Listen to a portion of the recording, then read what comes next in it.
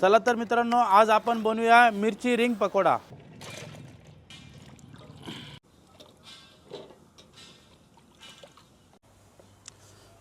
मिरची रिंग पकोडा बनवायचा आहे, त्यासाठी मी मिरची अशी कापून घेणार आहे, बघू शकता तुम्ही।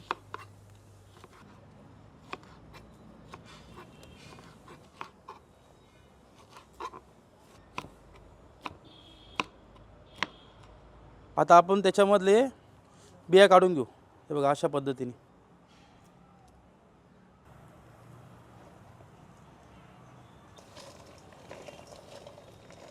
मीठ, हळद, अजवण, जिरे, अद्रक घेतलेलं इथं बारीक कापलेलं मी, लिंबू मिक्स करून घेऊ। हलकंसं पाणी वापरतोय मी, जास्त पाणी नाही घ्यायचं आहे, चिकटपणा यायला नको त्याला। आपण आता यांना फ्राय करून घेऊ। आता तेलाची कढई ठेवून घेऊ।